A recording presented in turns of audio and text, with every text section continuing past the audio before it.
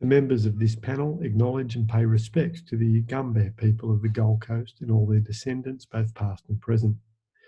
We also acknowledge the many Aboriginal people from other regions, as well as Torres Strait and South Sea Islander people who now live in the local area and have made an important contribution to the community.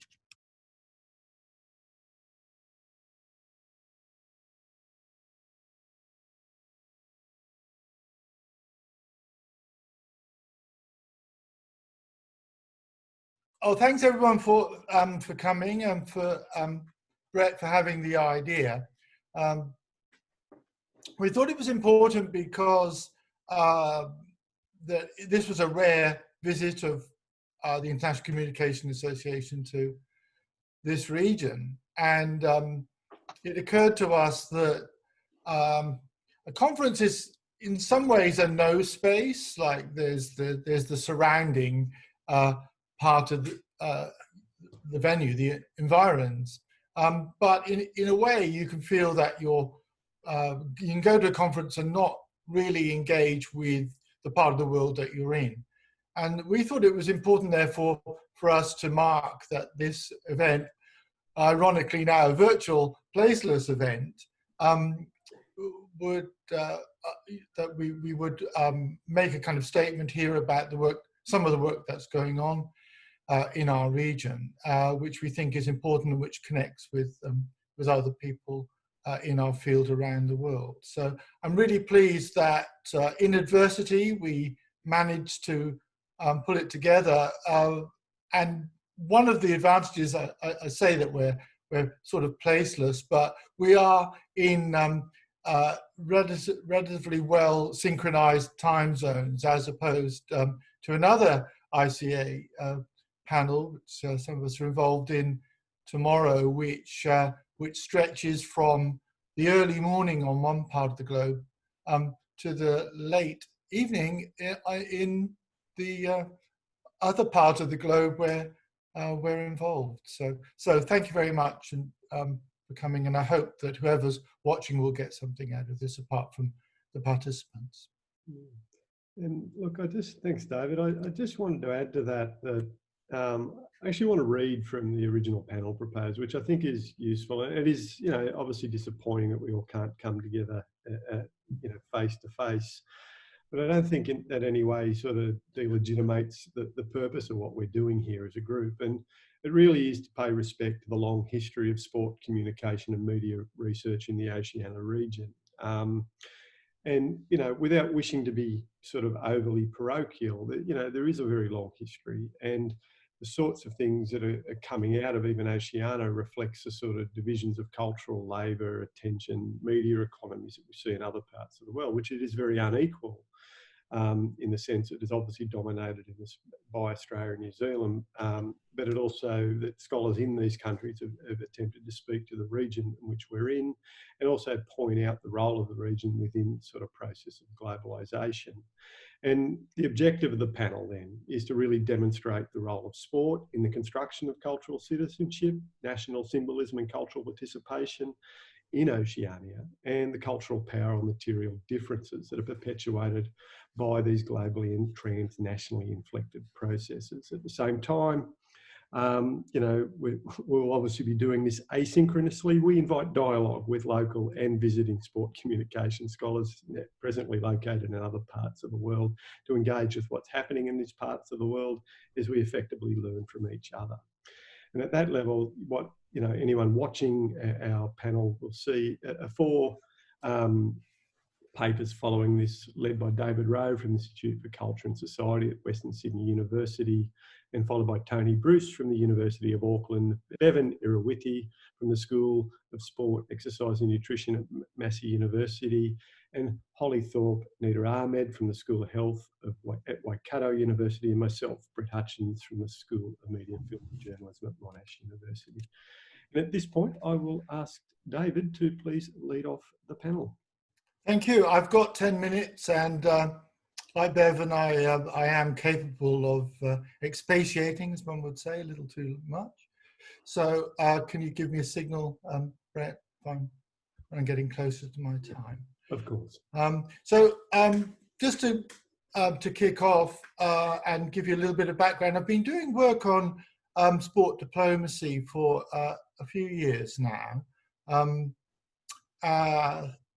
And it was kind of sparked in a way by with my connection with the University of London SOAS and its Centre for International Studies and Diplomacy. So I wanted to say a few things because I have been tracking the Australian sports diplomacy strategy, which was which commenced in 2015 and ran until 2018, and was replaced by something called the Sports Diplomacy 2030, and as it's building it as it claims on the success of this first strategy. Yeah. Just tells you a little bit about the strategy, which I think all sounds favourable, unobjectionable, in terms of working specifically to empower women, strengthen disability inclusion, create leadership pathways in the region, Pacific, focusing on women and girls in the Pacific. And this is an Australian government's major commitment to enhance. And I would say, note in that second paragraph, international engagement through sport and to advance Australia's national interests. What concerns me about this is that, and there's nothing terribly surprising about diplomacy of any kind, that it is a way of trying to reconcile different interests. But I'm somewhat concerned about the enlistment of sport in this process, and I think I'll give up on the PowerPoint, but there's only a second one. But the strategy has a table of contents, and it strikes me that what concerns me is that the first real statement in this table of contents of the new strategy is the economic power of sport comes first. And right near the bottom of the table of contents, you get strengthen communities through sport in the Indo-Pacific and beyond, in capital letters. And that strikes me as a tension which we need to explore around the concept of the relationship between sport and cultural citizenship, an idea that sport can be used as a vehicle of diplomacy, a way of including people in civil society and so on. In this case, it's attached to a development program, which has its own baggage, I suppose. But it also tries to set out a kind of project around the region. But my first question is, well, what is the region? Because the main region nominated in the strategy is the Indo-Pacific, which is a fairly new concept and stretches from the Middle East to Hawaii. And I just wonder there where the idea of region fits in, other than a kind of an identified place on the globe, a rather large one, rather dispersed, and mostly, of course, occupied by water. Sometimes there's a focus on Australia and our Pacific neighbours. Very different, actually, concept of region, I think. And the Oceania, which is the concept that we talked about, Brett and I kicked around Australasia at one stage, and we thought, no, Oceania is more inclusive. Oceania is actually only mentioned once in the strategy, ironically in connection with the Oceania football Confederation receiving support from the Australian Football Federation Australia. And as I'm sure the people would know, the irony that Australia football left the Oceania Confederation in 2006 to join the larger and more prestigious Asian Football Confederation. So there's a bit of an irony there in that particular conception of attachment to region through sport. Anyway, there are a series of partnerships involving multiple millions of dollars, the best known of which is the Pacific Sports Partnership. And there are others around. There's an Asian Sports Partnership and a new Australian Sports Partnerships Program, which focuses explicitly on 6 Pacific countries: Fiji, Nauru, Papua New Guinea, Samoa, Tonga, and Vanuatu, as well as 4 Asian countries: India, Indonesia, the Philippines, and Sri Lanka. Now, I just wanted to raise some problems that I have about Australia's positioning here in the region through sport. And they relate outside the sphere of sport, first to its environmental policy. So the strategy is being put together, is being published around the time of the Pacific Islands Forum in Tuvalu last August, a time in which there were angry confrontations with the Australian government about its weak environmental policies and the consequences for Pacific Islands being inundated because of climate change, and the Deputy Prime Minister claiming that a way of overcoming that problem of inundation was that the Pacific Island nations could survive by coming to Australia and picking fruit, which caused considerable angst, as you can imagine. Indeed, there was a move to push Australia off the Pacific Islands Forum altogether. Secondly, there's the geopolitics, particularly around China and its so-called charm offensive, and a feeling that Australia, which was formerly and still claims to be the kind of hegemonic power in the region, being pushed out by Chinese and in particular Chinese investment. So there was therefore a turn back to this part of the Pacific, the Indo-Pacific region, a new chapter in relations with our Pacific family, special responsibilities. This is our part of the world, claimed the Australian government in a reassertion of its place in the region. And it talks in the Sports Diplomacy 2030 strategy of having a global strategy with a Pacific focus. So it then talks about the importance of Australian sport and Australian sporting services in the region. It mentions how popular the National Rugby League and Super Rugby are, for example, how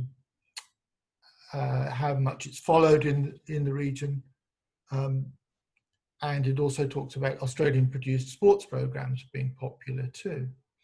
And it mentions the heavy involvement of Pacific Islanders in the 2 Australian rugby codes. Now that brings me back to the work that I did many years ago on globalization and sport with Toby Miller, Jim Mackay, and Jeff Lawrence, and what we call the new International Division of Cultural Labour. In other words, the trade in comparatively cheap athletic labour across the world, and also the control of media and communications infrastructure by certain affluent countries. In the exercise of, and this is what I think is the key tension, what the report talks about is the maximization of its trade, tourism, and investment opportunities. So it seems to me that there's a clear tension here, that sometimes The strategy based on sport diplomacy is straightforward. It's candid, and it talks about advancing Australia's national interests, securing its national interests, and in particular its economic interests. It can be ambiguous when it describes Australia providing certain sporting services, which are supposed to help the sports infrastructure in the region. Yeah, just coming up. Thank you, Brett. And that seems to be ambiguous because it's uncertain now whether that's really about, again, Australia selling services, exporting its sporting services to the world. And sometimes it's coy, particularly around this conception of advancing or countering inequalities of sex, age, disability, ethnicity, religion, and so on. So to conclude, in the discursive spaces between the candid, the ambiguous, and the coy in sports diplomacy, the underlying justification for inclusion in sport as a human right and recognised in its demonstrable benefits as set out in the United Nations Strategic Development Goals, it seems to me that that this involvement in sport diplomacy comes with serious political economic strings attached. And I'll now hand over to Toni Bruce from the Faculty of Education and Social Work in the Uni of Auckland. Your paper, Toni, Negotiating Identity and Citizenship in Relation to New Zealand's National Sport, Inclusion and Exclusion during Rugby World Cups. Thank you. Cool. Tēnā koutou katoa, everyone. Mihi mahana kia koutou. In English, that means hello, everybody, and warm greetings to you all. My name's Toni Bruce from the Faculty of Education and Social Work at the University of Auckland. And I will share my screen with you. So my focus today is moving from David's much more general global regional kind of focus down to a very narrow focus on New Zealand as a country. So what I'm interested in is the way that although global sporting events like the Rugby World Cup are represented as uniting millions of people through a shared sense of belonging to something larger than themselves, they are simultaneously national events in which it's possible to observe how national identity, culture, and citizenship are negotiated. So to discuss the effects of being included or excluded in national identity, culture, and citizenship, I'm going to share some results from my longitudinal research on New Zealanders' reactions to the national men's rugby team, the All Blacks, during the last 4 Rugby World Cups. For those of you who don't know rugby, the All Blacks have a long history of international success dating back to the early 1900s, and they serve as our most obvious source of national pride. And based on Stuart Hall's argument that personal and social interactions are privileged sites for the construction of meaning and culture, I share some of the intense feelings of pleasure, pride, and joy resulting from the feelings of belonging to the nation, and sadness, anger, and alienation experienced by those who are neither recognised nor included in dominant cultural narratives. And so this slide shows the results of over 1,600 responses on my quadrennial non-representative survey to the question, how important is it that the All Blacks win the Rugby World Cup? To yourself, to other New Zealanders, and by the media. And what's interested me from the very first survey in 2007 is the really large gap between individuals' personal feelings, how important they think it is to themselves, and how they think other New Zealanders feel about the importance of winning. And I argue that that gap is filled by the broader media and cultural story that we tell ourselves that we are a stadium of 4 million people and men's rugby is our national sport. And I should note that New Zealand's population is just under 5 million. And this gap has quite significant effects on people within New Zealand, particularly those who feel excluded from rugby. And it's just not my non-representative sample that seems to show this pattern. This is another non-representative sample from New Zealand's largest newspaper, The Herald, in 2015. More than 12,000 people voted, and their results came out almost exactly the same as mine. There was a large group who were only mildly or not interested in the Rugby World Cup. Yet this group is not only invisible in the media, but very aware of that exclusion from the national story. And I think the next slide makes this very, brings it eloquently to the fore. So this female artist explained that she felt ashamed, appalled, and as if she didn't belong to her own country because she rejected the mass delusion that everyone was totally pumped about hosting the Rugby World Cup, which New Zealand did in 2011. She also identified that many people were indifferent, and her comments reveal not only the intense exclusion felt by those who are not rugby fans and reject the media hype, but also the recognition that their experiences are invisible and unheard. And as some other participants in my research have found out, they are actively and even violently silenced, both textually and physically. For example, just by asking these questions about what about people who don't care about rugby, I've been publicly called a wet blanket, publicly criticised, usually by old white guys who are rugby fans. But what's interesting is I've received a lot of positive support, but almost all of that comes to me privately via email, which again reinforces that idea that it's not a safe thing to express that you're not a fan of rugby in this country. So that's the kind of big picture. And now I want to focus on a couple of the kind of key forms of emotional engagement that people have. So we'll start with anger, rage, and devastation. For rugby fans, this rugby is deeply meaningful, and it can include violent and emotional reactions. And these ones were the ones that emerged when the All Blacks unexpectedly lost in the quarterfinal in 2007. And so some of these violent physical reactions were punching things, setting things on fire, tagging negative comments about the referee Wayne Barnes, and someone even hacked his Wikipedia page and offered a reward if someone captured him and held him until the hacker got over there to Europe. They also include emotions such as devastation, heartbreak, sobbing, crying, and anger, and then physical actions that people took to try to move those emotions, such as walking or going for a run. But the All Blacks generally don't lose, so because they're phenomenally successful, actually, most often their success triggers really intense feelings of national pride, as you can see from the words at the start. For a lot of the fans, this connection is obvious because it's the All Blacks, duh. And explicitly relates to their personal identities, like the person who said, my life would be close to being over if we don't win, or it's how I identify as a Kiwi. And then other people recognize that it wasn't just important to them, but it was also important to the country, such as the claim that our country lives for rugby. It's part of our culture and history.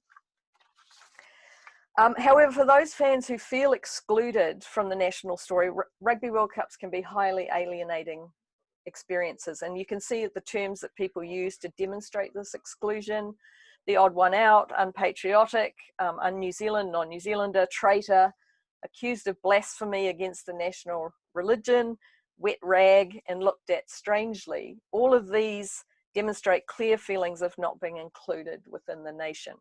And others have described feeling like a leper. One saw a male punch a female just because she said she wasn't interested in the Rugby World Cup.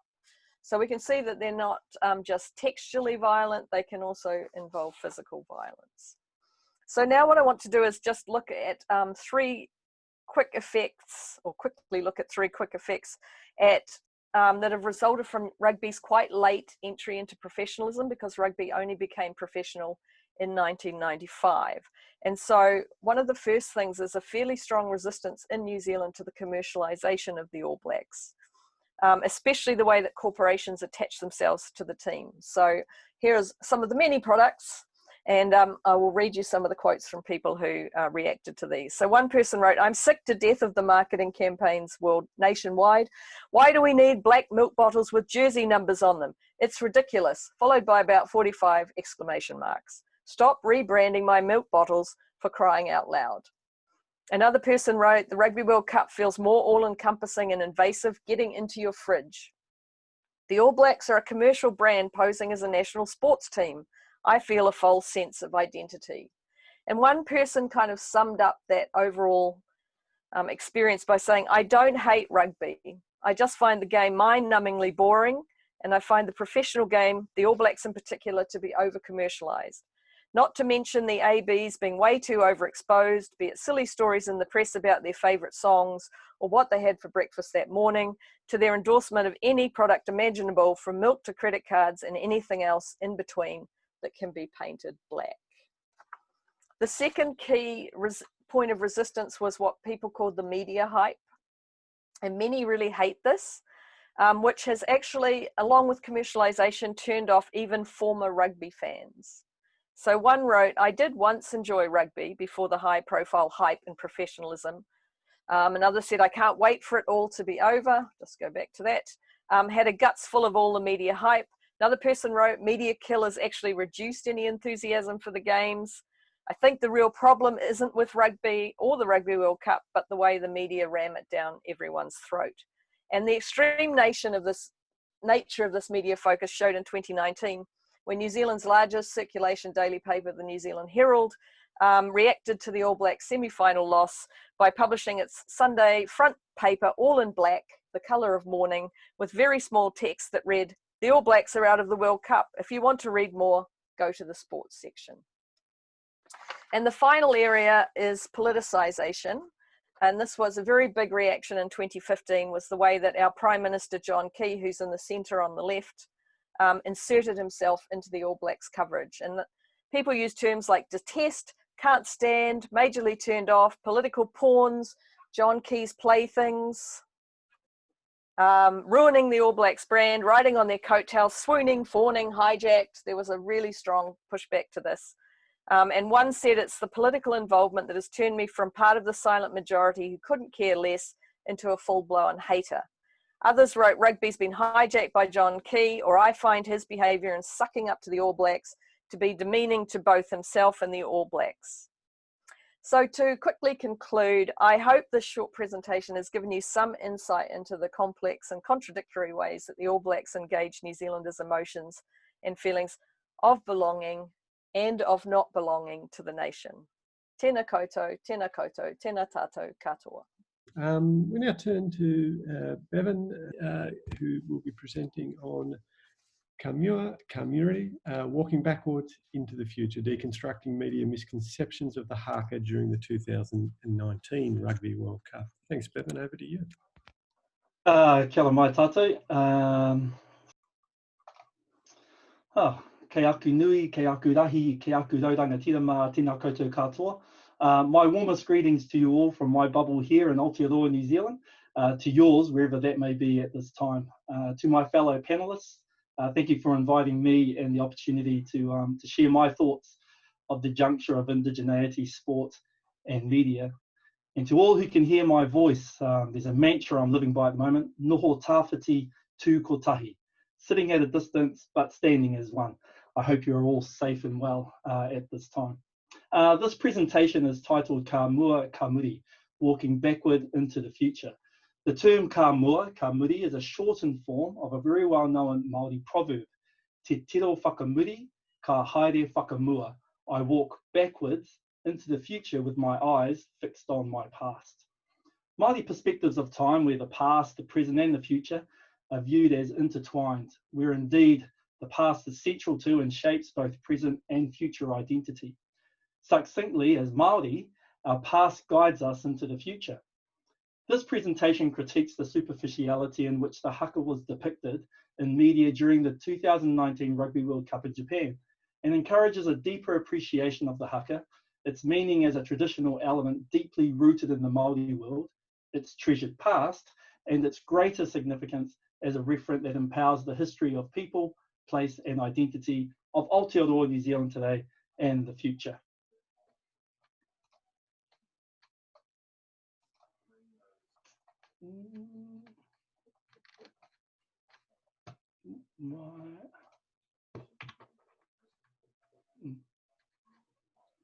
Sorry.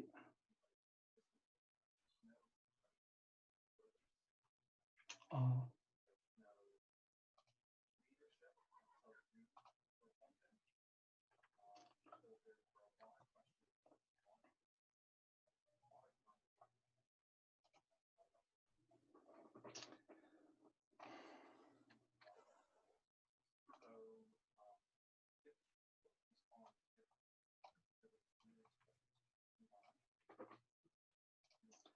Apologies there, Whānau.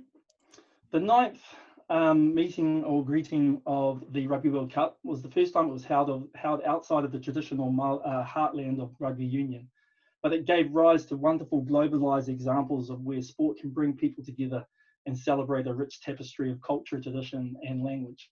However, it was on the field where the New Zealand All Black pre-game ritual, the haka, became a focal point of contention for sport media columnists and commentators.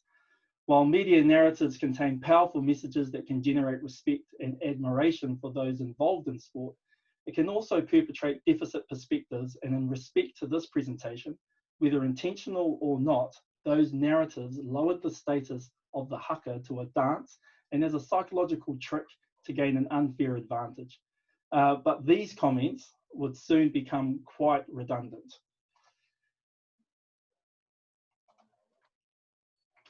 These two photos provide two unique perspectives of the All Blacks performing the haka before the start of their semi-final match against England. The photo on the left depicts the Māori, the vitality, and mana, the integrity and status of the All Blacks. The photo on the right depicts England's response, the V shape signifying their integrity and their status and their vitality. I thought England's response, while surprising at first, was befitting of both teams. It showed respect to the All Blacks while sustaining England's uniqueness. I thought it was awesome. The captain of the England team, Owen Farrell, who could be seen smirking during the haka, said, "We wanted not to just stand there and let them come at us." England player Manu Tuialangi supported that it's an honour to stand there in front of the haka and accept the challenge. Well, England did more than accept the haka. They took it, converted it, that energy, and beat the All Blacks 19-7. Now, putting the loss and fallout aside, that's already been spoken about, the allblacks.com website and their team of social media and global broadcasting analysts have publicly declared that the Rugby World Cup was one of the most watched and engaged sports events of the decade. But most interestingly, and contributing to that captive audience, with a recorded 22 million plus views across all platforms and channels to that semi-final haka. Whether it was the intensity in which the All Blacks performed the haka or England's distinctive response that drew in viewers, the haka lived up to the hype of media consumerism and questions yet again the tension concerning the commodification of the haka. But that's a different issue for a different time. Nonetheless, linking the haka to notions of performance outcomes, or as a mental skills tactic, or as an act of deception to obstruct the opposition's warm-up routines, is far-reaching at best. Interestingly, the debate of performance-enhancing haka did not seem to be applied consistently to other nations who performed pre-game rituals, such as our Pacific brothers do, the Siva Tau of Samoa, the Thimbi by Fiji, or the Sipi Tau by Tonga. Perhaps the media didn't feel threatened by these teams in terms of competition, but in my analysis of media discourse concerning the haka during the Rugby World Cup, I came across a very concerning and poorly written article published in the Herald Sun that depicted these so-called war cries, the haka included, in less flattering ways that once again failed to acknowledge the richness of culture and heritage. And so, in discussing history and with my eyes fixed on the past, the haka is not merely a physical act. Historically, some All Black teams in the past and early renditions of the haka were cringeworthy attempts and bereft of the spiritual aspects that symbolises the relationships between physical elements and the metaphysical realm of Māori belief systems. The haka would not receive this depth of understanding and attributed meaning until almost a century later, where Hika Reid and Buck Shelford revolutionised the teaching of the haka during their time as players within the All Blacks, and insisted that it be imbued with a sense of wairua, the spiritual dimension of Māori epistemology, a concept that is fundamental to Māori ways of being.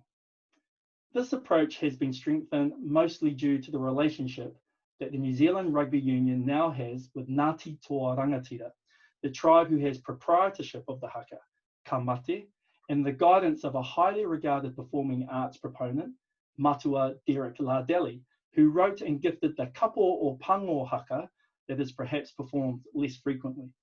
These partnerships ensure that all involved with the All Blacks, the management, coaching staff, and players develop a deeper appreciation for the haka and its value beyond its pre-game ritual status. So because of Wayne Buck Shelford's mana, his status in rugby, he was approached for comment regarding the way in which the media narrative described the haka during the Rugby World Cup. Now, I've never been lucky enough to talk to the man, the legend that is Wayne Buck Shelford, but his response that you can see here contains several pertinent messages.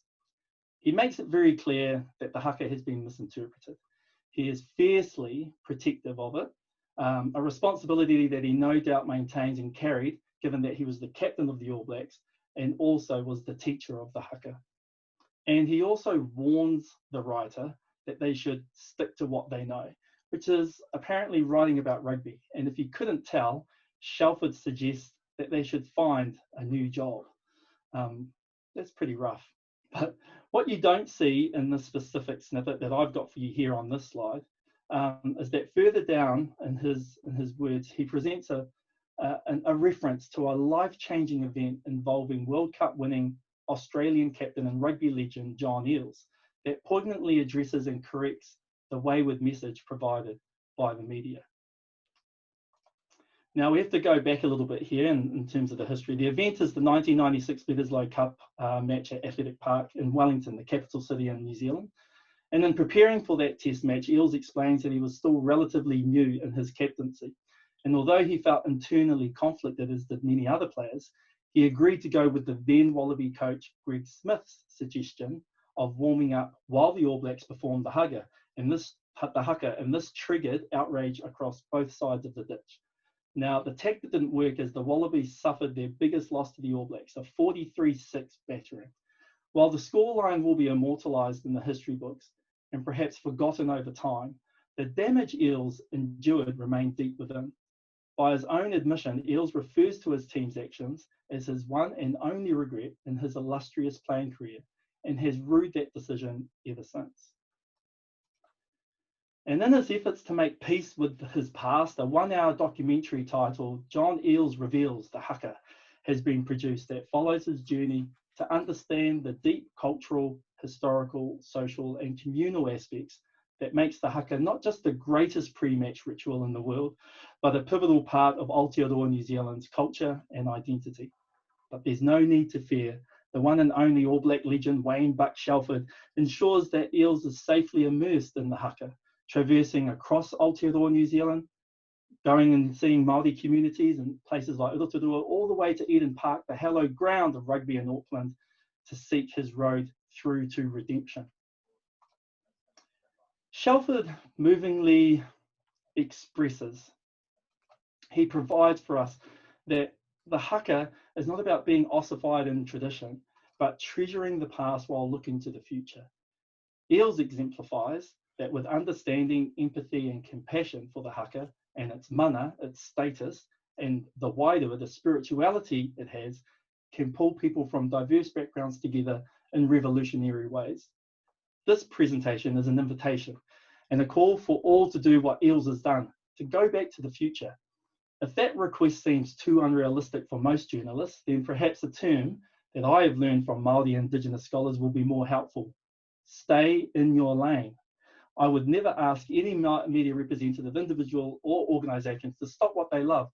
Just stop diminishing and marginalising what I love, cherish and hold dear. Write about your own ancestry, traditions and culture, and leave mine alone. My ancestors stood up creating a safe harbour for someone like me to be a part of the healing process. In that light, I've come to learn that my role as an academic comes with massive responsibility to build on my ancestors' paradigm, even if it takes, as Buck Shelford showed us with the example of John Eales, one person at a time. All journalists, you are welcome. Kia manua nui, kia haumaru. Be strong and stay safe. Tēnā nō tātou katoa. Thank you. Thank you, Bevan.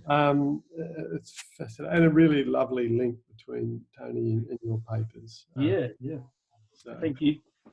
And at this point, we'll move to Holly Thorpe and Nita Ahmed from the School of Health at Waikato University.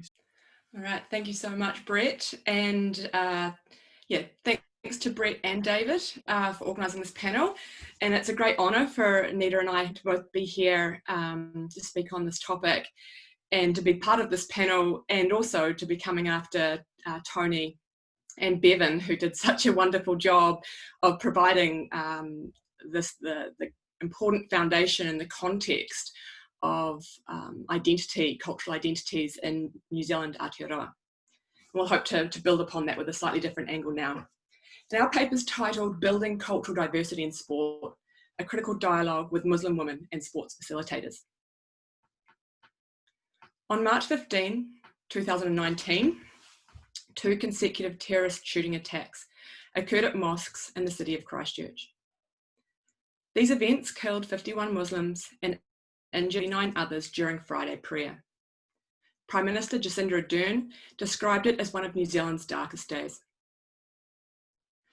Following this tragic event, issues of anti-immigration, racism and Islamophobia have been brought to the forefront. The New Zealand government and many organisations across the country are rethinking process of inclusion amid a multicultural society with a strong bicultural framework.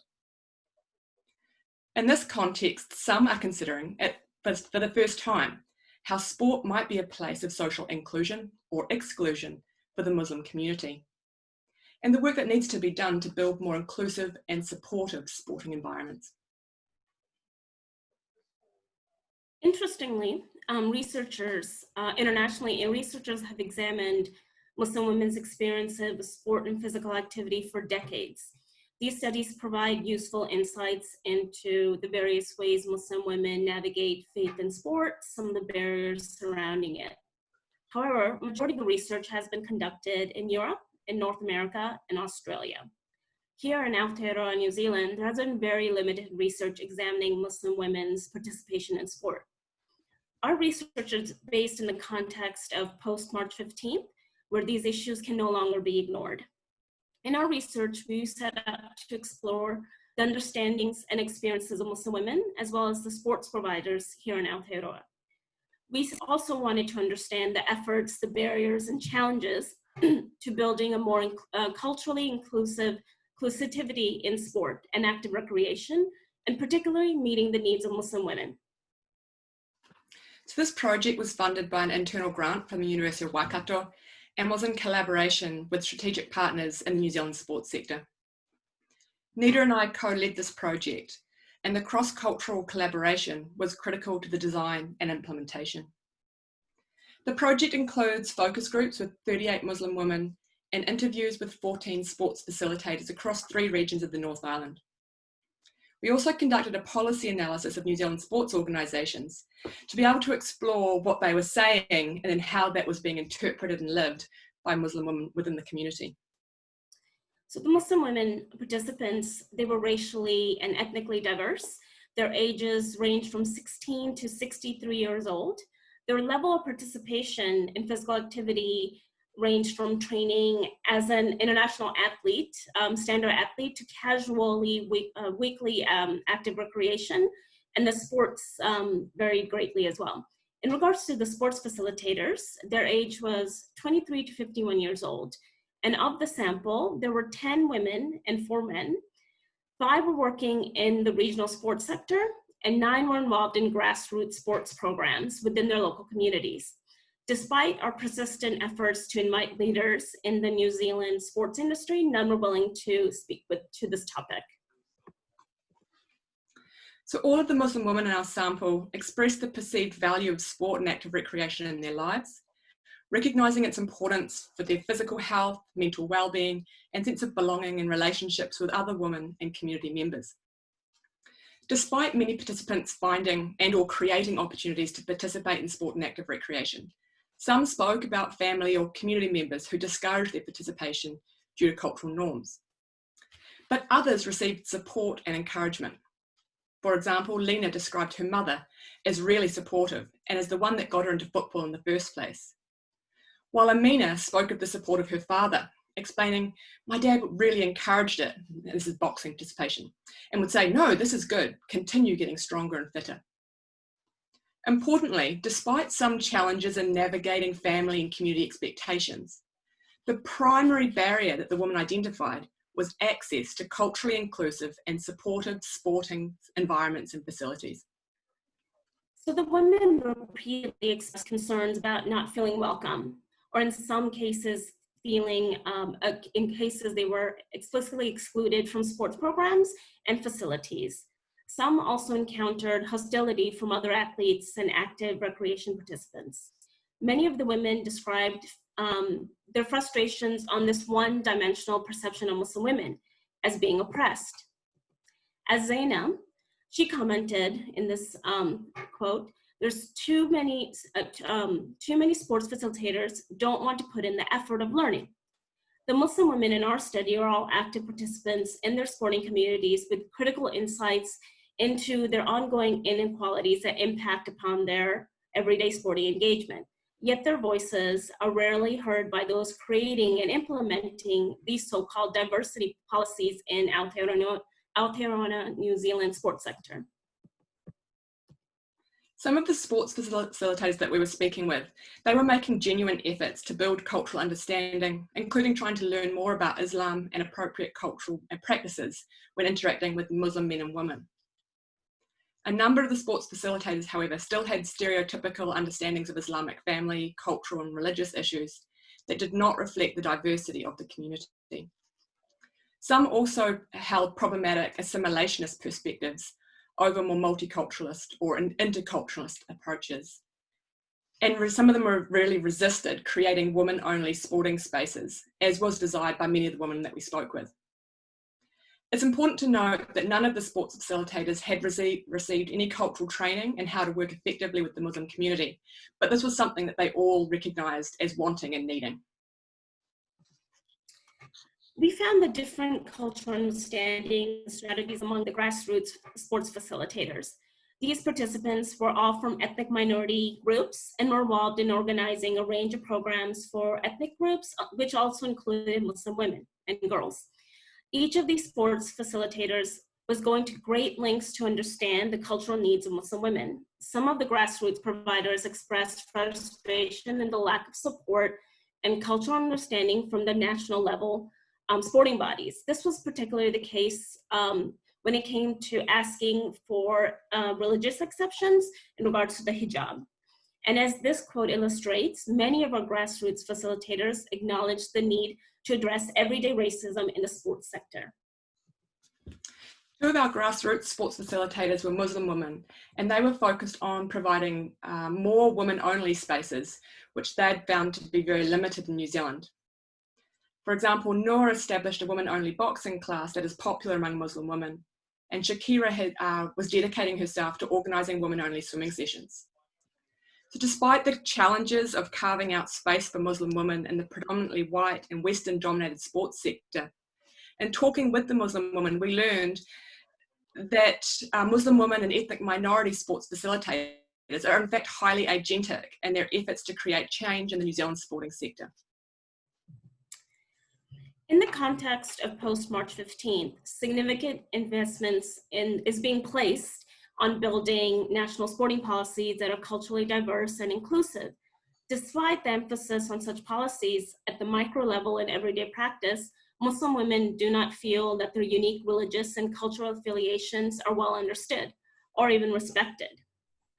While Muslim women are out there participating in a wide range of sports and active recreation, they do not feel supported in their participation, and they remain largely ignored and invisible.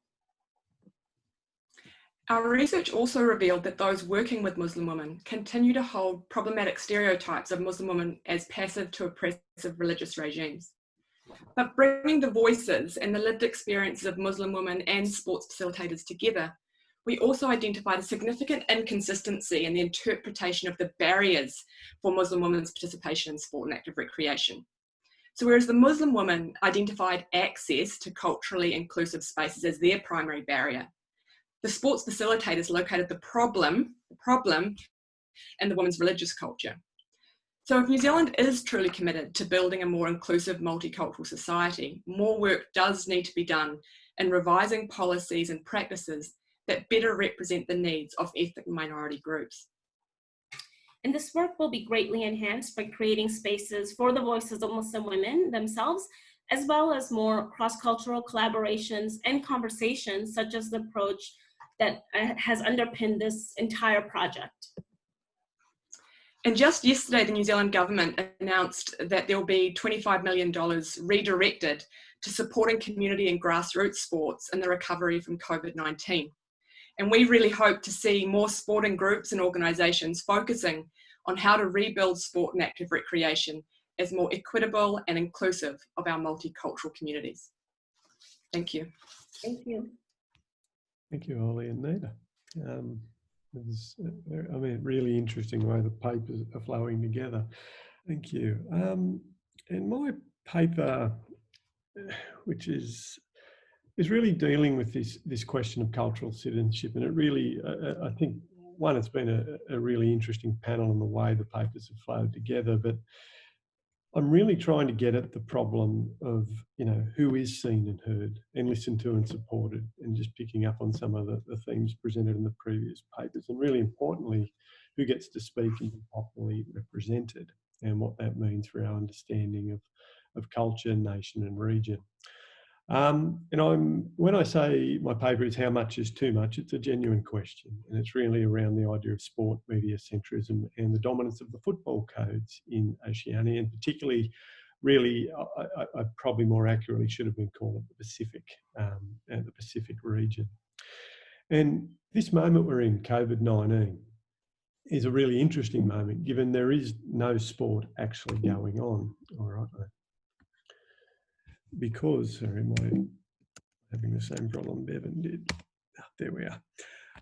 At a time where there is no sport, what is then being talked about in the context of sport? In other words, if there are no events, there are no results, there are no highlights, there are no competitions going, what is being spoken about in relation to sport? And time again, partly by virtues of resource and historical advantages, it is major football competitions. So if we look in Australia, this was from Thursday of last week from memory, in which it was just a very snapshot from different sort of news sites from around the region. So in Australia, it's very much around football, the usual codes being rugby league and AFL, with a bit of rugby thrown in. In New Zealand, of course, the dominance of rugby. In places like Fiji, again, rugby league and rugby, the Solomon Times, football or soccer, Papua New Guinea, again, rugby league. And Vanuatu being, at least from just a very, very small and unrepresentative sample, just as a way of making a point, we at least see headlines about beach volleyball. And this is at a time when no sport is going on. And this sort of leads through into, I think, if you think of the sort of content and quantitative work that's been done just on what is shown on screens week to week in places like Australia and New Zealand and some parts of the Pacific, is that we do see the dominance of codes like Super Rugby, Rugby Union, Rugby League, AFL, and soccer, with, you know, thankfully, netball having broken through into at least sort of regular presence on our screens. And this also takes us through into representative and special event sport, in which, again, we see rugby, things like State of Origin, and of course, Oceania and soccer, and what I regard to be as a pretty manufactured attempt on AFL to make out that it has some level of international relevance despite its national dominance and popularity. And it's this sort of intersection between industry, market, media systems, and culture that I think really needs to be the question, and ways of sort of thinking about this in different ways, and I suppose broadening the ways we imagine sport in the popular imagination. And the question I really have is, really, are we talking about obscuring the sorts, I suppose, realities and experience that Holly and Nita have just spoken about, because of the fact that there is just simply so much men's elite level football in the region on our screens. Even though, and I do admit, and then I admit my own ambivalence here, because it is incredibly important, and I have certainly part of this, to acknowledge the historical and cultural importance, meaning, enjoyment drawn from watching football throughout the region. But at the same time, trying to actually deal with a reality in which you have an arguable unhealthy sort of market media and cultural advantages accruing to long dominant men's football codes and competitions, mainly operating from the major commercial centres of Australia and New Zealand. So even within Australia and New Zealand, you see certain imbalances between cities and regions because of where major commercial cities centres sit in relation to sponsorship markets and advertising. And while certainly the work David and I have done over the years suggested perhaps at the time of, you know, the advent of digital media, some of these imbalances might be redressed by the fact that more content, more screens, more opportunities to have different sorts of sports and different populations and different cultural groups represented. A lot of the evidence suggests that these have really only been accelerated, intensified, and there are very good reasons for this. And it goes back to a quote from our book, Sport Beyond Television, in which, of course, even in a proliferating environments or proliferating media content environments, it's those with resources and the ability to produce professional quality that basically means it becomes more possible than ever to consume more than ever about the same group of sports. And I think if you look at the football leagues across the region, there is certainly enough evidence there to suggest that is the case. And certainly at the moment, when there's no football, it seems we're still talking about football. Which raises the idea of the term mediacentrism, which I have then simply flipped to football centrism, and that we have a concentration of symbolic power. And if you think of Nick Caldery's concept of the myth of the mediated centre, so what's at stake there? And while it is speaking at a very macro level, it's really trying to come to terms with the power that media has on literally the production of realities, the way we understand the world. And Caldery, 17 years ago now, speaks to the idea that many of us live with it. At some level, the media speaks to the social world, the centre of the social world we live in. And if you then think about the reality of sport, the diversity of sport, the different groups playing it, the different organisations, everything from recreational, there is a lot more going on. But if one is to examine the screens and media content, the sorts of consumption practices that go on around, if you were to think of what was sort of sitting at the centre of the popular imagination, the answer keeps coming back: men's football. And that, of course, leads to, issues such as David mentioned around the sorts of athletic labour and the sorts of opportunities that are made possible feeding through into the same competitions, and in which sort of talent pathways and talent identification occurs, and in which we see heavy dominance of sort of populations throughout the Pacific playing, in the NRL, in Super Rugby and so on.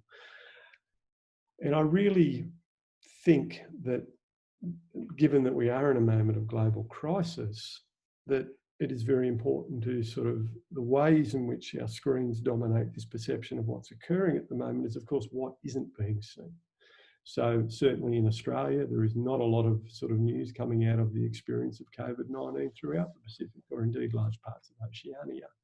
So football being, I suppose, a more benign version of that problem, in that we don't really get access to the diverse sporting cultures and practices that exist throughout and within the different nations of the region in which we live.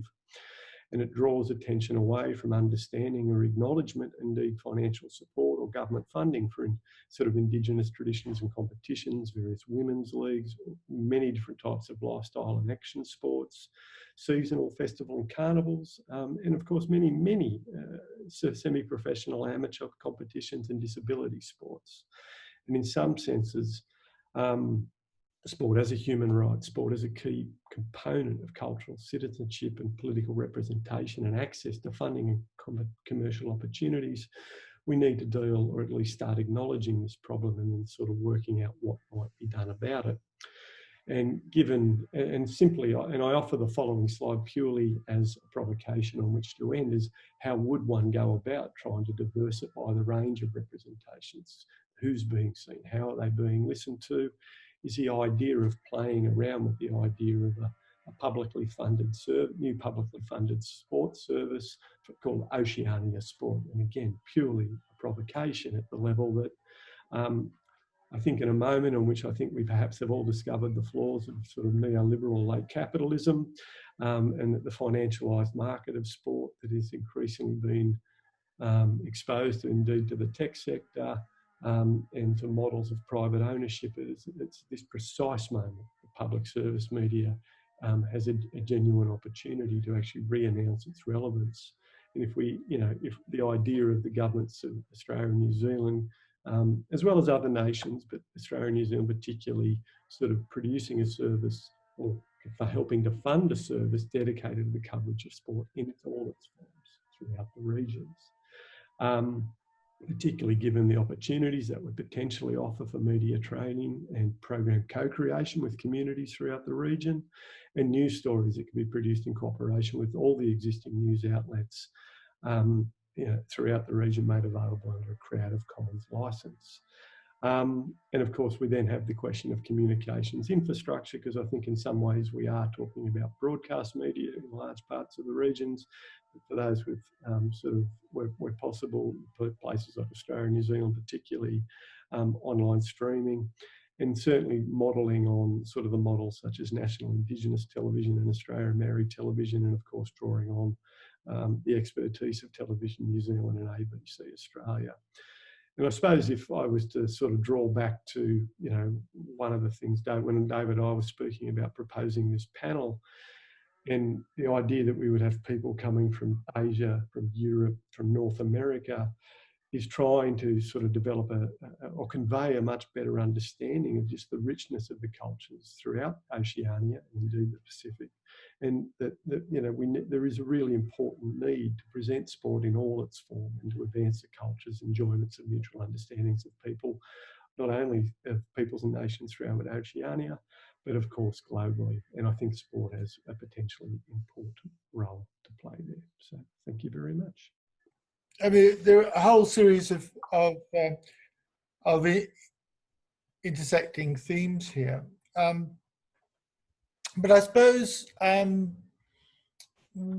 one thing I could just kick off with is how useful do you think the concept of region is in the kind of analysis that we've been advancing here? I suggested it was a little, let's say, malleable.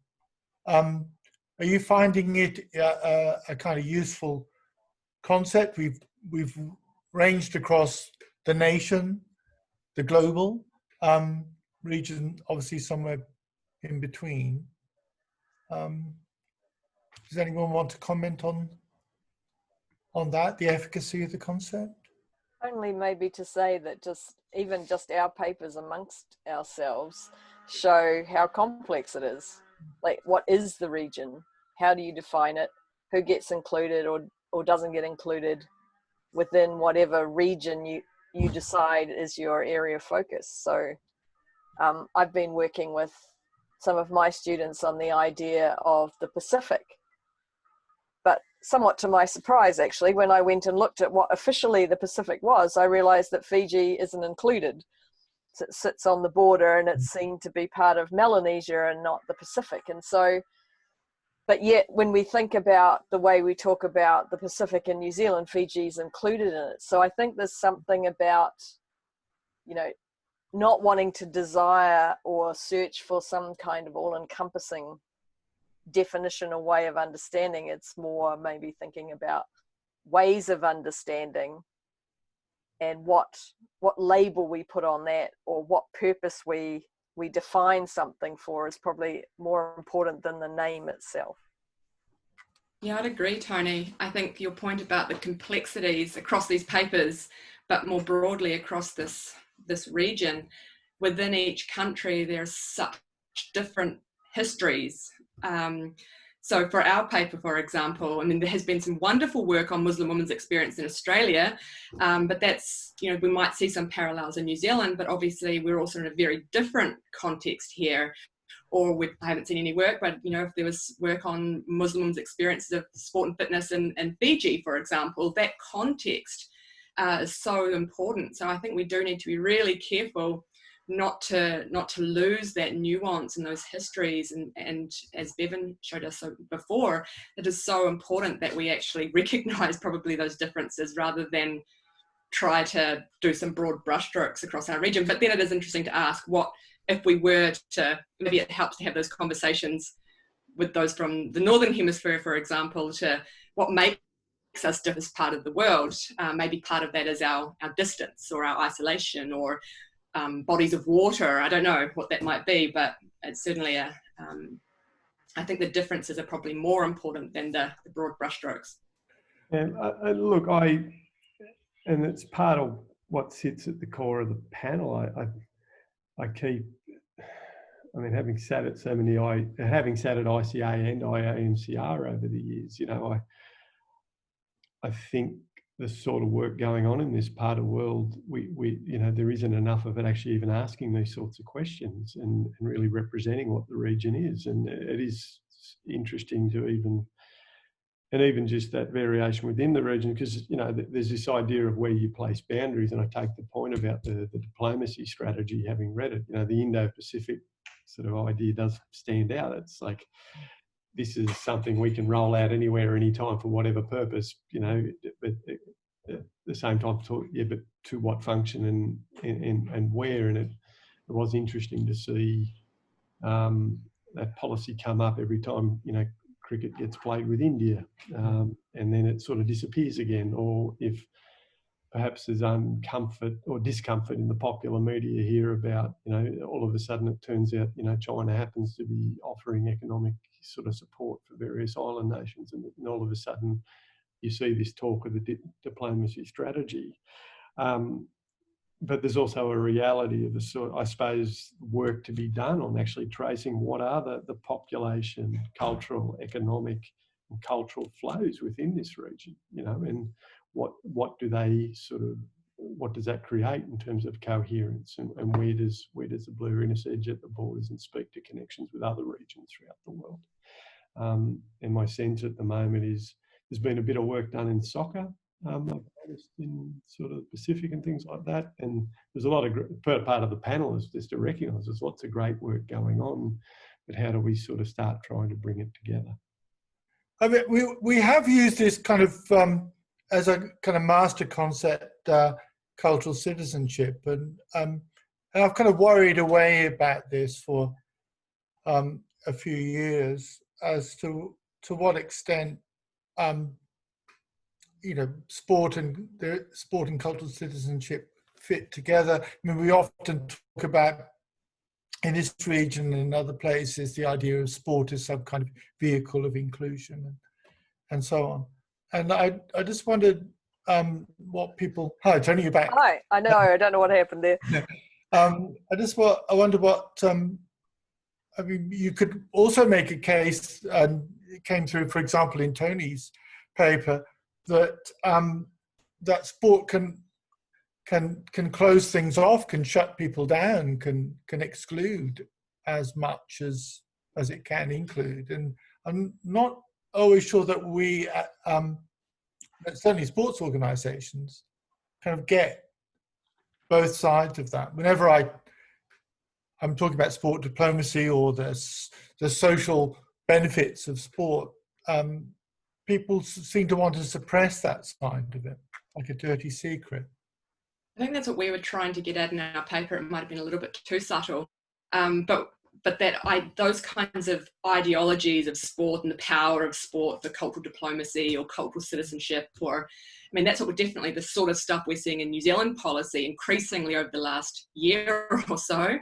But then, and particularly, you know, sport and inclusivity and diversity and all of this, and then when it comes down in terms of how it's experienced and practice, very different. So I think the same thing happens in, you know, sport for development work more broadly, and sport diplomacy, etc. We have these very romantic, often Western-centric ideas of the power of sport, but when it comes into local communities, that is so contested and embodied and navigated, and tensions come up. So what level are we talking about it? Are we talking about it at the policy level, or are we coming right down into local spaces? And that's where I think the these big ideas break down. Can I jump in? One thing you said, Brett, right near the end of yours, thanks Holly, I totally agree with you, is that idea of it's kind of like what isn't being shown, like what isn't being talked about, what's not being thought about. And so that kind of leads me back around to that idea, which I think that Neither in Holly's work's doing, which is that, you know, too much of this comes from the top down. So it's well-meaning people trying to achieve what they believe are equitable and inclusive outcomes. But if we're not actually working from the bottom up and talking to the people who, as I think Holly, I don't know if you use the word recipients, but the people who are receiving whatever it is that we're trying to give them.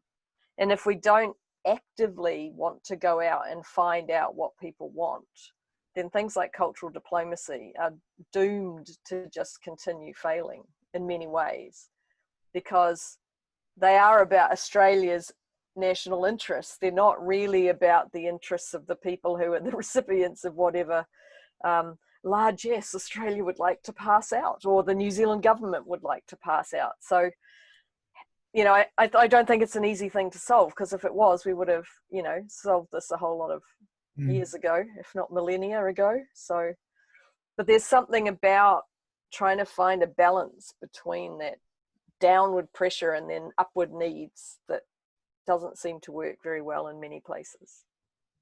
Okay. Yes. Well, actually, Bevan, your paper finished with sort of a statement around sort of that notion of who should speak and under what circumstances, I suppose. So, I mean, what sort of invite you to sort of, I suppose, add some more there about just that the way that needs to work, at least in dialogue, as opposed to perhaps the way it gets done usually, which is not in dialogue.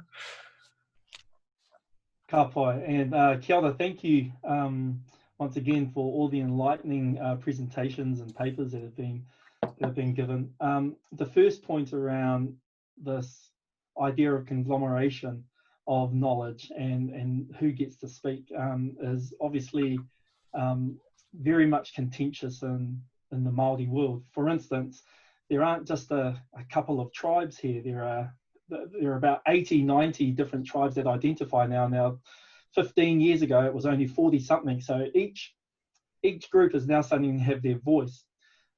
What I wanted to get across today is that I was getting across a general perspective of Māori knowledge, but there's also a caution that comes with that, because there is no such thing as a homogenous knowledge of Māori knowledge. It's based at the tribal and the iwi locations. So when we're talking about Oceania, for instance, I don't know who we're talking about either, unless we're talking about, you know, specific peoples and hearing their stories. In terms of the challenge, and thank you, Brett, for mentioning it. I wasn't sure how that was going to go down, to be honest, but I just ran with it. I did say that it was actually Māori and Indigenous academics that have challenged me in staying in my own lane and what that means for me, which is why this backdrop means so much. So this is my home of Taranaki, a province in the North Island, and it's got this massive icon of a mountain. It's also been known as Mount Egmont. Now, I could no more talk about any other Māori iwi than we could talk about other peoples, even though I identify as Māori.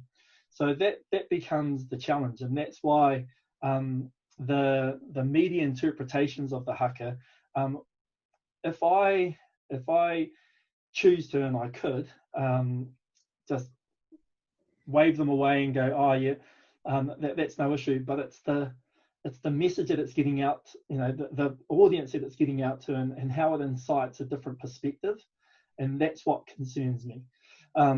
So I'm deeply aware, and I did mention this ever so briefly, but Toni had a big part of this in her paper around the commodification and the consumer ideas of the Haka. I'm hugely aware of that, but I would wish that was not the Haka was about and what it's become. And so this idea of looking after things that come from our entrenched history and past in terms of Māori traditions is the balance between not being too precious about it, because we want to show it and we want people to engage with it, but also to be mindful of ensuring that its nature, its sacred nature, is also protected and looked after. It's trying to find that balance. And I know that the All Blacks, regardless of how the Haka is talked about and perceived, I know they will see it as, well, good or bad news, we're getting some coverage around this. And that's what my major discussions have been with, and conversations have been with Māori academics here, is, yeah, I totally get that bigger outcome and that bigger picture. How can we ensure that Māori knowledge, in whatever form it may take, is looked after? And that's why the individual voices need to be heard so much, as those smaller marginalised voices. I'd love to learn more about the Thimbi Fijian challenge, as it's called. I'd love to hear more about the history of that, rather than the way that it's talked about in terms of being savage and barbaric, in terms of its approach and how it's perceived. So yeah, it's those kinds of stories to help build this idea that if we can use media as an educative tool, for one of a better term. I might be being way too idealistic here, for that to occur, but that's those are my kind of feelings around how this panel was brought together. Can I just jump in there? I mean, obviously, because there's been a debate in Australia about an Indigenous Haka or Hakas, Aboriginal and Torres Strait Islander, and so on. And I was thinking, as you were talking, and also with Toni mentioning the enormous media pull of the Haka, I would be really disappointed if it was taken away. But I was just thinking, but I was actually trying to be honest with myself as to why. And really, for me, it's more about spectacle than anything else. It's more about spectacle than any kind of Maori identity. I mean, I kind of get that it is, but I think in the context of a mega media sport event, that is kind of lost. It's it's the exciting part of the spectacle, and the rest gets washed away a little. But maybe that's A, inevitable, and B, not such a bad thing if it means that at some point people have been acquainted with it and may follow it up, if you see what I mean. I do, and that is those fine boundaries, aren't they? Is the opportunity for people to learn about different cultures, whether it's ours or others.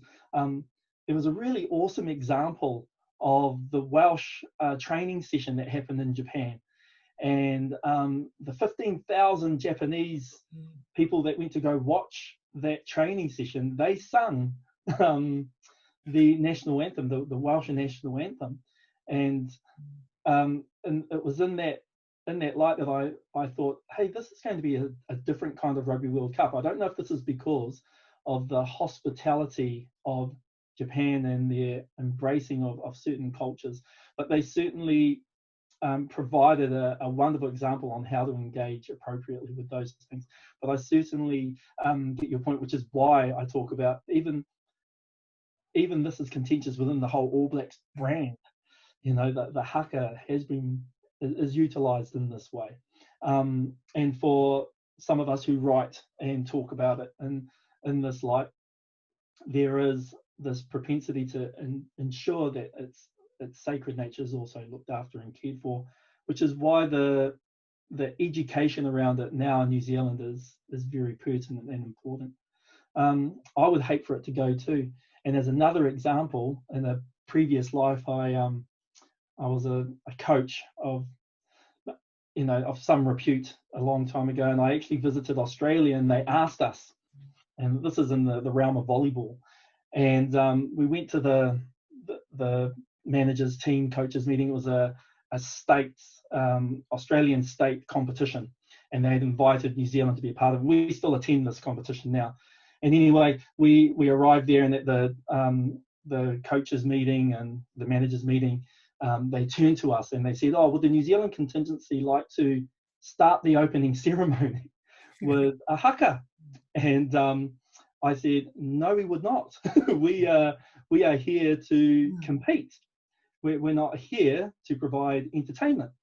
Now, my role inside of high performance sport, and particularly with Volleyball New Zealand, was to ensure that those things were looked after. And it was what actually happened in the end is that we didn't. And so when we did go to perform that haka, it was for the people who had organised that event. It was to say thank you for hosting us. Then I think people got the point of what the haka means. We also performed it for our families that joined us. So these are just some of the examples that weave into this idea of the misinterpretation of some use of indigenous knowledge. Yeah. Can I jump in with something? I'm just thinking, Bevan, one thing you said really stood out to me, which was that sort of the kaupapa that's been laid on you maybe is to use the media as an educative tool. And I'm just thinking about all of us on this panel, and all of us are actually quite active public intellectuals. And I'm just thinking about, you know, that responsibility. And in terms of, I mean, all of us, I think, Holly, I know you and neither have talked about Muslim women and exclusion. I've talked about, you know, exclusion in the Rugby World Cups and being lambasted right, left and centre, up and down the country. But in a sense, you know, I think in some ways we have more opportunity to do that in this part of the world. So particularly in New Zealand and Australia, I think there's something unique about the way that the media are actually interested in informed opinions, you know, that we don't necessarily see in other parts of the world at the moment, but that we've got, you know, we actually do have not just a right, but it's a responsibility under the New Zealand Education Act. One of the 5 responsibilities of universities is to be a critic and conscience of society. And so I thought it might be interesting to just maybe if everybody talks about how they think, you know, in terms of what opportunities we have in a region to get access to broader cultural discourses that maybe some of our colleagues in other countries don't have, and what that brings with it. Whatever we can do, I think, to engage in conversation outside the academy in a fruitful way is really important, and that we do have opportunities. I mean, the conversation, which is everyone talks about, you know, these days. I actually wrote a piece on the conversation, like a semi-academic piece called "The University is a Giant Newsroom," which is the way it was conceived. I mean, that does originates from this region and has spread out. So conversation now has offices in Indonesia, the USA, France, South Africa, UK, and others. And I think that is an important way of communicating.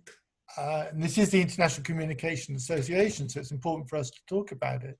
We do put ourselves in some peril, as Toni has pointed out, that you know, that you can get all kinds of nasty things said and death threats and all that. But I think that is a really important aspect, public communication of what we think is important in terms of citizenship broadly. I mean, I think that's a really interesting idea, and I hadn't really thought that maybe we have more opportunities to speak publicly and maybe think about sport and talk about sport in kind of critical ways than some of our international colleagues perhaps. But I actually think maybe we've seen a shift over the last 10 years, say in New Zealand anyway, in terms of some of the media outlets, you know, national radio, for example, some of the newspapers. I do think there's more of an openness to bring in critical perspectives, but I wonder if that's just the newspapers and the news are more open, or that we've actually over the last 10, 20 years had more and more of a critical mass of critical sports scholars who are actually speaking out and standing up and taking that, like you said, that's one of our responsibilities. So maybe it's not necessarily the media who wants to hear more, but academics, more of us in Australia too, I'd say, who are taking up these opportunities, whether it's the conversation, whether it's talking to news journalists, etc., and being bold enough to correct them when they get us wrong, using Twitter to speak out and share research and critical ideas. So I'm not sure which way it goes. I think it might be us banging on the door more than the media actually wanting to hear more from us. But I think the public has, over the last 10, 20 years, become more open to thinking about sport in more complex ways rather than, sports, not political. We shouldn't be talking about these things, but still those ideas run pretty strongly, and part of the response and that knee-jerk response, and sometimes angry responses, come from this idea that sport is sacred, but actually there's more of us pulling at its edges. What more can we do here? How can we make sport better? And I think maybe that's part of the shift we're seeing. Just very quickly. But one reason is our time has arrived because of the loss of journalists. We provide a lot of free content too. So there's that too. Sorry. Exactly. Can I just make sure Nita gets to this conversation? Yeah. And I thought maybe I'd bounce off Bevan's end of Bevan's talk, where you said, you're talking about journalists, if they're not willing to educate themselves, they shouldn't be talking about that topic. And I thought there's a little bit of a parallel, Nita, maybe you saw it too, with our sports facilitators who are coaches or working within sporting regional trusts, etc., who they know they don't know about Islamic culture and how to do things, but they don't know how to ask or where to go. And so actually they were, to us in the interviews, kind of like, we need help here, but who's going to help us? Because we actually want to know how to do this better.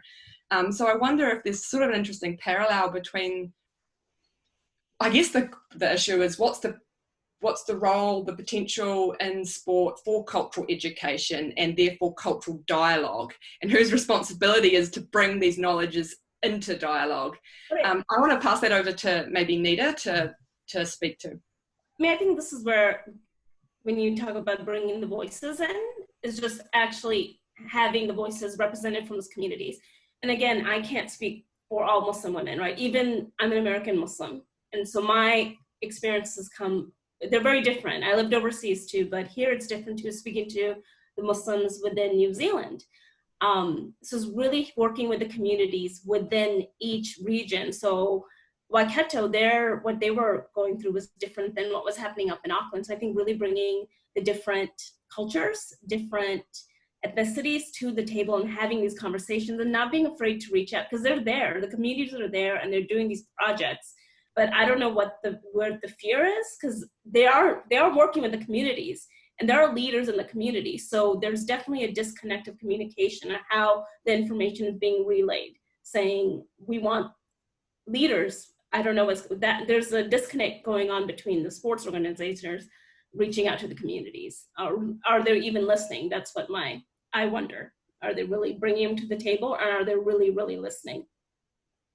Is this an area, neither, where academics really have a role to play, where we do research that's of particular relevance and help? But what you've been doing is really working with the people who are on the ground. It has to be collaborative too, and I think that's as I think you mentioned it earlier a few minutes ago. It's just like working with everyone on the ground, who's on the ground, having these conversations. With researchers, with sports facilitators, with people in leadership position. As we mentioned, like none of the top leaders really wanted to speak to us. We knocked on a lot of doors and it was just like, we forwarded, we don't do it. But they are really excited to talk about diversity and being inclusive, but they're not practicing it. And that's where the problem is. So and it's finding the doors that do open. So this project was in collaboration with the research lead at Sport New Zealand. So it is going to go feeding back through Sport New Zealand, and also a partner at Sport Waikato. So that for us is very strategic. We want the research to have an impact. We want it to come from the community, but then also trickle back down. So I guess as academics, how do we do work that actually has that impact? And I guess I think for us, Nita, it takes a lot of patience and persistence and blood, sweat and tears actually. And maybe our sporting training helps us for that, because you've got to keep coming back. Because you have to visit, for me, it was even within, I've been in New Zealand now 4 years, and I don't know everybody, but I had to actually be there, physically be there in spaces. And that's how the doors opened up for me, was meeting with them. And then once they met me, they're like, oh, you're doing it? It's not someone that's not from the Muslim community. And that kind of just opened up all these doors. And it was just, every other day I was going somewhere else. It was amazing. At the same time, it was exhausting, because I was like, I want to capture all these voices. We also have a budget. And so there's a lot of people that wanted to speak to us. And it went outside the Muslim community too, because they're like, a lot of the ethnic women that saw me having this conversation with the Muslim community, they're like, what about us? What about our voices? And these are not Muslim women.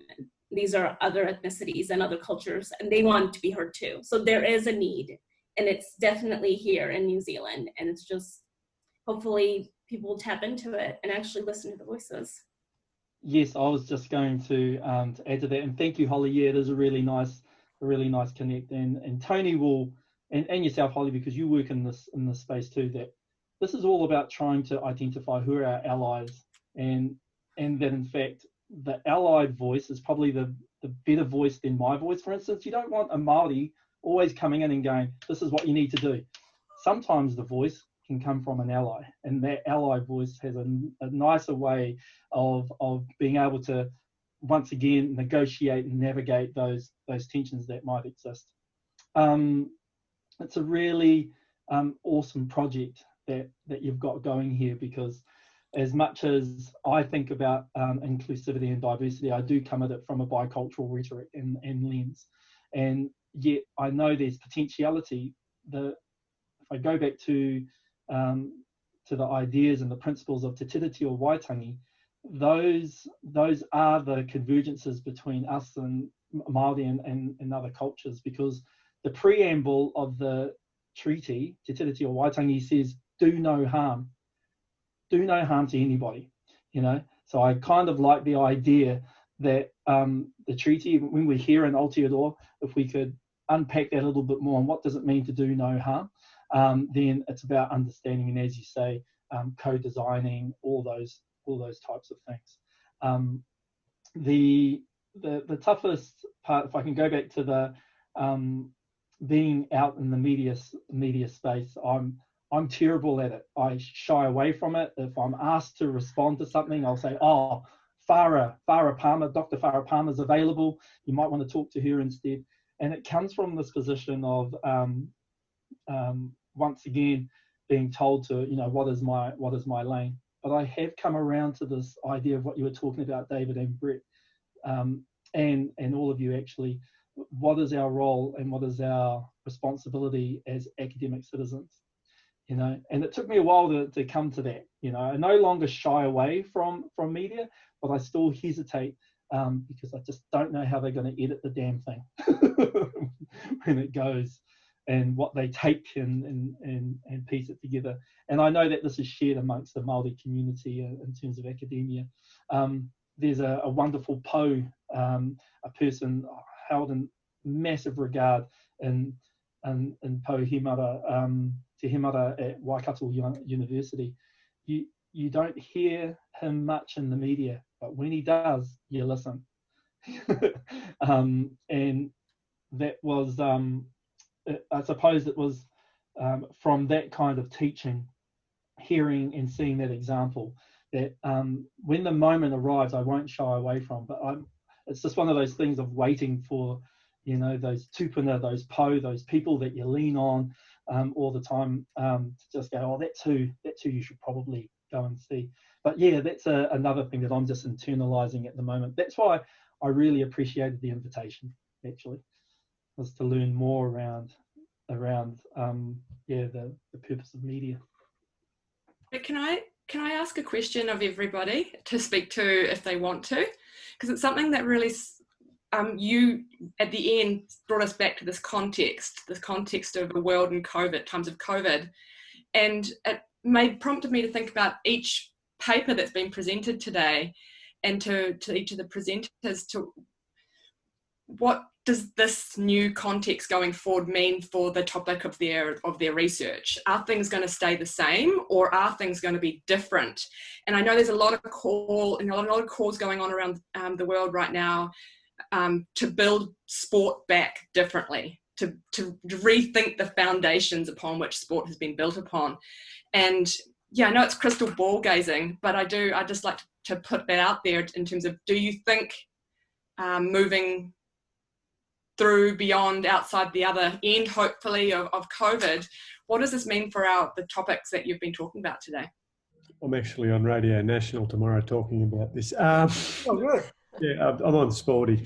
Oh, good. Amanda Smith, very good. Yeah. Yeah. And look, I mean, from the perspective of the sort of work that I work on and with David as well, I think it's pretty clear things have changed, and they've changed permanently. The issue there is, I think we're going to watch an even stronger dialectic. Part of it is around what's missing at the moment in a lot of people's lives, and this speaks to my own ambivalence about sport generally, either by virtue of playing it and frankly getting injured a lot, or watching elite sport and enjoying it, even though I understand the inequalities and inequities and injustices produced by those systems. Is that emphasis on social ritual, affective experiences, symbols, and the importance of the symbols of inclusion and exclusion, of course. And that I think a lot of people are understanding those roles and the way that sport brings families and communities together, and it also excludes others. So there is something quite important being missed in people's lives, while at the same time dealing with the fact that I also am noticing what I would regard to as extremely early and uncertain evidence of further pushes for privatisation, financialisation, and new dominant players, particularly coming out of the tech sector, that do not have community at stake, that do not. And if I'm to talk about what I do publicly, and like many of you, and I've certainly got a lovely sort of email and indeed physical folder of hate mail. It is around constantly sort of emphasising, in trying to simplify what we do and make it consumable by people who aren't necessarily coming in with some of the literatures and the concepts we work with. It's always around emphasising participation, access, openness, and community, as opposed to, of course, elite systems, privilege, power. It goes back to very old questions of social justice. But I do think at the moment, at least post-COVID, is that urge for sporting experience, that urge for content, is also a gateway for people that are going to use it to harvest, hoover up data and control content and concentrate market power. And I realise I often come up with pretty depressing conclusions, and I'm trying to stop it. But that's sort of where I'm sitting at the moment, that we are seeing a flourishing of ways of talking about sport in terms of community and connection. But that equally provides a gateway for those who can afford to keep revenues flowing for professional sport leagues that are used to doing very well. Thank you very much. I'd have to agree with you, Brett, depressingly. I don't know if any of you have read Fiona McLaughlin's article, research article called "It's Boom Time Again," where she mapped the rise of women's sport at 4 or 5 different points in our history, where everyone's like, women's sport is great, it's going fantastically, everything's wonderful, but that never translated over into regular, consistent game-related coverage, and women's sport disappeared again. And there's a part of me that's really afraid that we're coming, because of COVID-19, we may be coming to the end of this current boom time. And I think that the fears I have for women's rugby in the context of my study is very similar to the fears I have for Māori rugby, which is that I fear there's going to be a narrow back to the core. You know, if money's tight, we're going to go back to the core, and the core is always elite male professional team sports, or, you know, so that the growth and the pushing of the boundaries around the edges that we've seen and that people have embraced tremendously, there's a real risk, unless there's a lot of discussion and pushback against it, is that it'll just compress back to the center again. This topic came absolutely to the fore yesterday when New Zealand, we had the Hearing of Epidemic Response Committee, and it was focused on sport. And the first speaker was the CEO of Netball New Zealand, Jenny Wiley, and she talked about identified this important moment, like to build sport back differently. And she said that women's sports had hundreds of millions of dollars of underinvestment over the last decades. And she was really identifying the challenges for netball going forward, netball at the grassroots, at the community level, and then right up to the elite at the elite competition series. And then followed by Jenny, the rugby league, CEO of Rugby League. He came in talking about how we're really comfortable. Our Warriors are back in Australia, they're in their safe bubble. We're doing well, we're privately owned, we've got good sponsors, we're self-funded, everything's looking great. And then one of the commentators, or the members of the committee, asked, "Oh, what about women's rugby league? What about at the grassroots level?" And he kind of, yeah. It was such an afterthought. But I thought it was a brilliant sort of juxtaposition between women's sport and this recognition of the serious need for support investment going forward after so many years of underinvestment, and then men's sport, who've had a lot of investment, charging forward and everything's okay, we're fine here. So that was just, for me, it's quite a striking moment of exactly what you were talking about, both Brett and Toni. I could just say my little bit. I mean, in broader sense, I was thinking there have been three kind of major crises in this millennium. 11/9, as I prefer to call it, or 9/11 as some do. The global financial crisis, and now this. Every time there is a statement that things are going to be different, either better or worse, but in the case of the global financial crisis, things were going to be different. There was an Occupy Wall Street and so on. And, you know, there was some Wall Street banker was recently quoted as describing the global financial crisis as a blip. And within a few years, you know, people were getting the same kind of bonuses that they were getting before the global financial crisis. So without wanting to be too pessimistic, my feeling is that we have to remember what it was like. Now, it's easy, once things move on, people kind of forget. And I think we have to remember what it's been like. In broad structural terms, though, what has happened is that a trend that was already occurring, and here I'm talking specifically about media and the media sport cultural complex, what has been happening is a plateauing of broadcast television contributions to sport, underwriting of sport. That was already happening. This has been greatly exacerbated by COVID-19.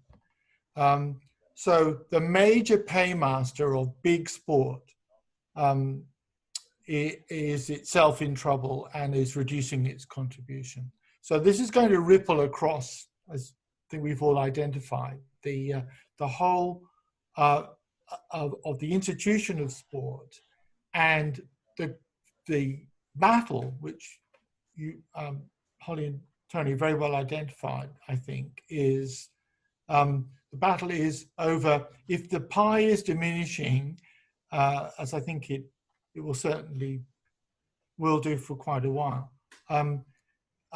who is going to be regarded as dispensable or disposable, and so it's a question of power and will, and so people like us and our allies, as Bevan would put it, really have to be in there fighting that corner, because otherwise the women's sport and sport for people with disabilities, etc., will be marginalised. I'm just reading the last paragraph of our pitch for this panel. The objectives of this panel is to demonstrate the role of sport in the construction of cultural citizenship, national symbolism and cultural participation in Oceania, or whatever region we want to call it, and the cultural power and material differences that are perpetuated by these globally and transnationally inflected processes. At the same time, it will invite dialogue with local and visiting sport communication scholars in advancing interdisciplinary knowledge of the differences and convergences evident in a range of regional contexts. Now, I think, I know I'm a part of it, but I think that, that a whole series of very rich issues have been raised, rich and difficult issues have been raised here, and relevant ones. And I do hope that people who see this, this video will feel free to engage with us. I mean, I'll be switching on when it goes to air. I'll be switching on every now and again, and be hoping to speak to the people who couldn't, as we'd hoped, attend with us from around the world, and to make connections with, hopefully, with what we said, to dispute it, to have a good open dialogue. So so thank you from me, from the participants, for Brett for having the idea, and an invitation to people watching to engage with us.